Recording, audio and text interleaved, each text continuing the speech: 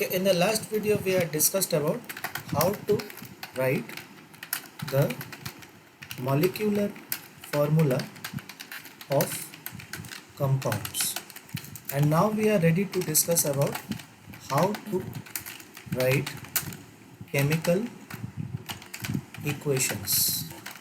So we'll discuss the steps.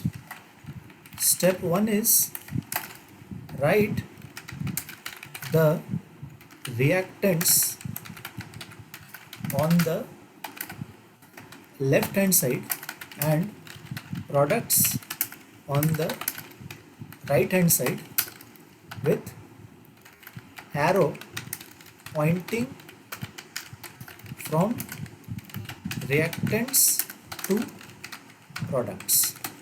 So this is the step 1. Then step 2 is what you do, you separate each reactant and product by a plus sign, right? This is the plus sign. And then step 3 is,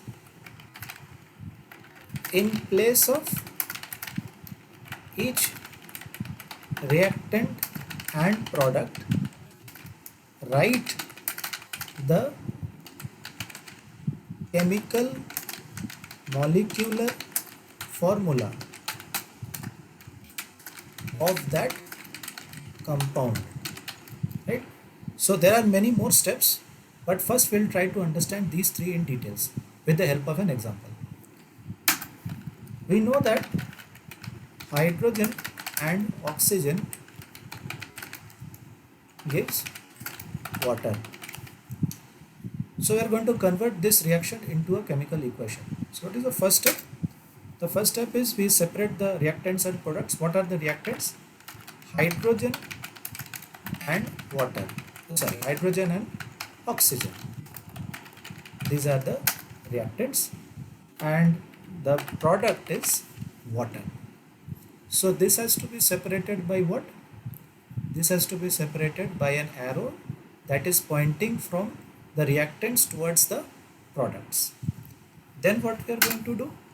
Then we are going to separate the reactants and products with plus sign. So hydrogen plus oxygen, right? And this, what happens? This gives water, and this arrow will be there in between them, right? And what is the third step?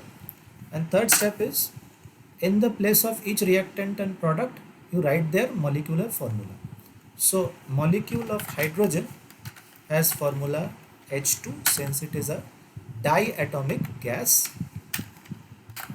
and then molecule of oxygen also, since it is diatomic, it has this formula, and molecule of water has formula H2O, and in between we have this arrow,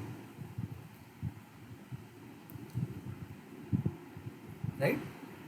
So we are not yet completely done with writing the chemical equation. There are more steps, but first we need to understand these three steps, and these three steps can be combined into a single step. So I would just request you to go through these three steps and practice this with the help of other examples. We'll take a short break and we'll come back in the next video for the subsequent steps of writing chemical equations.